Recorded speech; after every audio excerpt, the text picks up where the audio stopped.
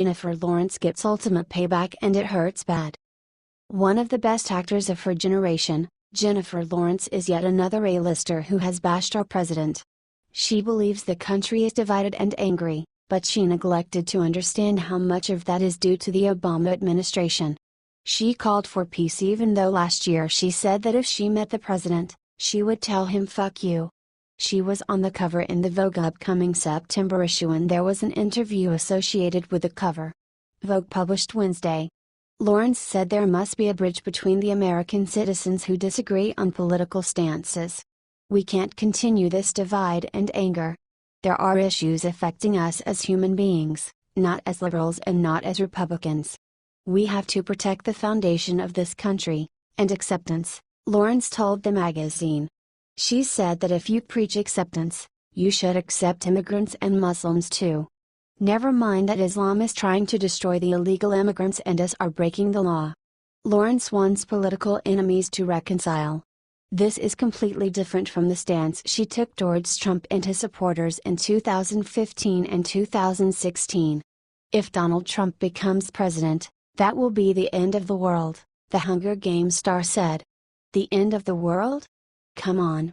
She made an appearance on the Graham Norton show last May. She attended a concert the same day as Trump and she divulged her opinion on this. I was at a concert that I heard he was attending, so I had my full security. I was like, find Donald Trump, Lawrence explained. Because I was adamant on finding him and then making a video of me going, hey Trump, fuck you. Well, it's kind of common for losers to change their tune. She is at least more educated than she was last year. Advertisement, what do you?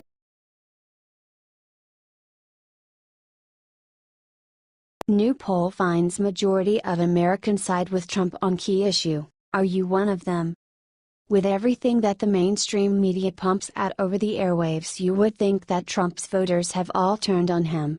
The mainstream media loves pushing fake polls, like Clinton have a 96% chance of beating Trump. Well, this isn't true.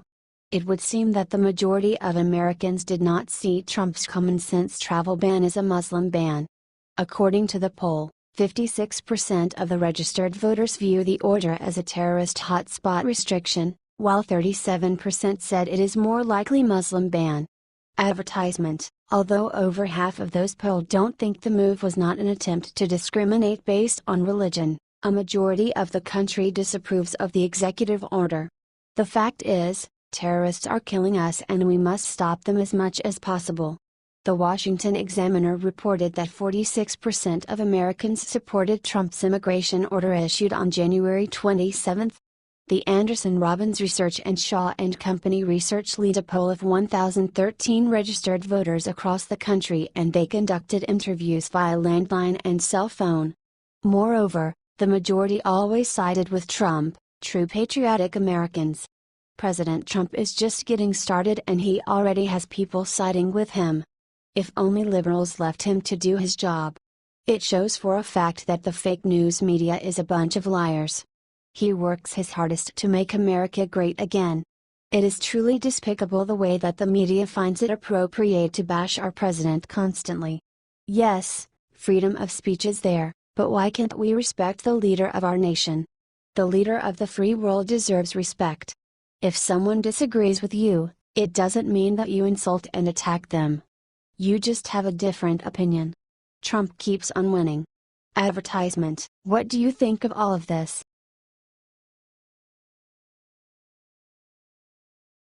Japan sends surprise to U.S. fleet in massive show of support for President Trump. Japan just sent a strong message to the rest of the world. That despite the liberal media's attempts to sow chaos, all is well and good, and they support President Trump and America. And are ready to take action to prove it. Advertisement, allies are important as President Trump knows, and if you listen to the media all you will hear is that Trump makes our allies nervous. Not true, Trump has a great relationships around the world. And after North Korea threatened to attack Guam, Japan proved their loyalty. Japan's new defense minister came out today and said he stands with Trump and added a special surprise for our Pacific fleet that is in harm's way should any missiles fly. He said that his country's military could shoot down the missiles before they reach Guam. Japan said they will activate its Aegis destroyer missile defense system, Defense Minister Itsunori Onodera told the National Diet, Japan's parliament, in response to North Korea's threat. According to Reuters, a spokesman for the Korean People's Army, KPA, threatened, the KPA strategic force is now carefully examining the operational plan for making an enveloping fire at the areas around Guam with medium to long-range strategic ballistic rocket Hwasong-12 in order to contain the U.S. major military bases on Guam, including the Andersen Air Force Base. Japan responded by reminding the world that any attack against Guam is a threat and attack against Japan, and cited Japan's mutual defense agreement with America as just one of the reasons they will stand with America. Japan sits about 620 miles to the east of North Korea, and they have been watching the growing threat seriously. Most of the missiles North Korea tests land in the Sea of Japan, which, as they say, is too close for comfort. Sadly, Obama and Bush and the rest of the establishment sat on their hands and did nothing, so now Trump has to clean up the mess. It is a national disgrace what they have allowed to happen. Guam lies about 1,600 miles south of Japan, and opting to include that island under its missile defense protection is a welcome change. Japan had previously said they would only shoot down North Korean missiles if they were aimed at Japan. Advertisement. But with this new defense policy, the civilian government will officially allow Japan's military to defend U.S. territories and other their allies in region in the event of North Korean missile.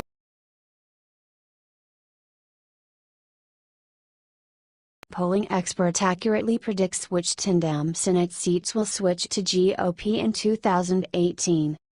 There are numerous polls out that are saying that the GOP is doomed in 2018 and the midterm elections next year. There is one problem: the Senate doesn't seem to be in as much danger. Eric Bradner of CNN has bad news for Democrats: they shouldn't expect an easy ride in 2018.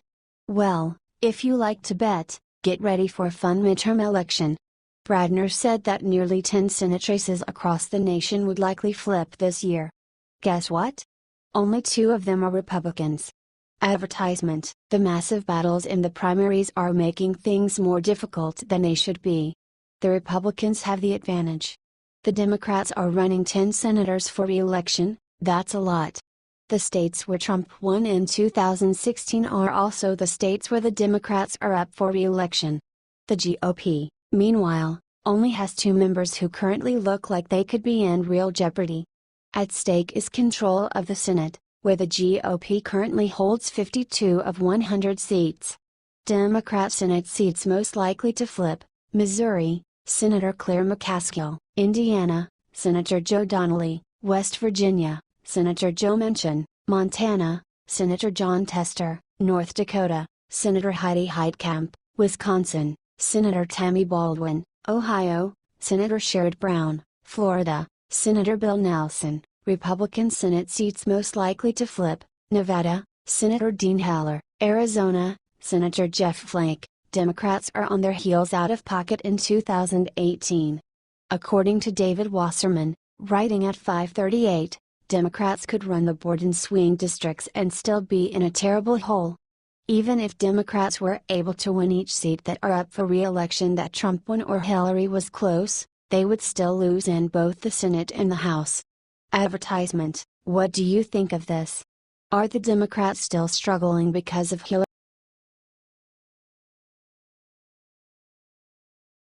Breaking: Australia takes massive stand for America, puts squeeze on North Korea.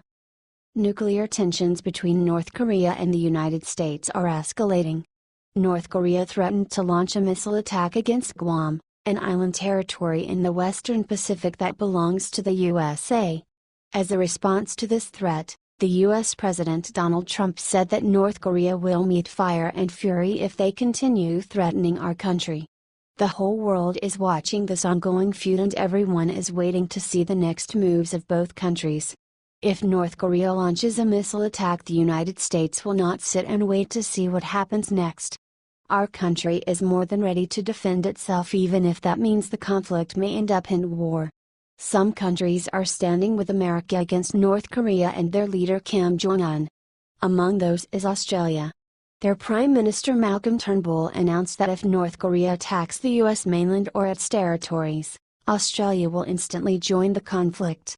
Breitbart reports, America remains by its partners, including Australia obviously, and we remain by the United States, Mr. Turnbull told nearby radio station 3 on Friday morning.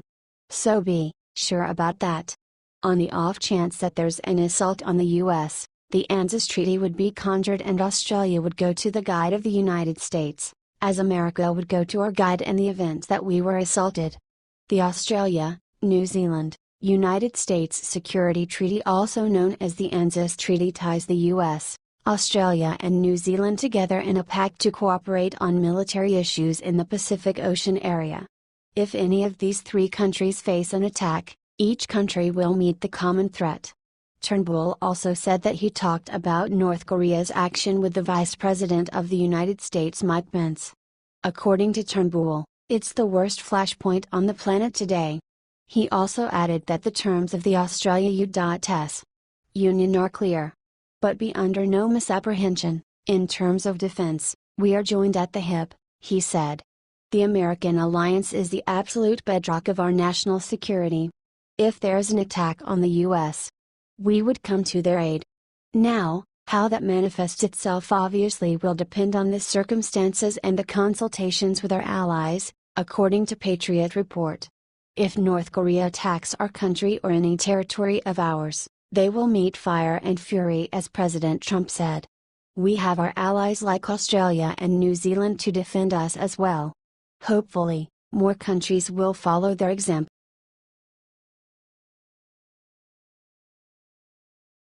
Michael Moore played down in New York City. He just can't keep his big mouth shut.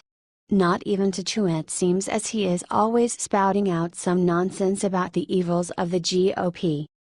True, he helped elect George W. Bush by backing Ralph Nader, and his guilt is still obvious. Advertisement.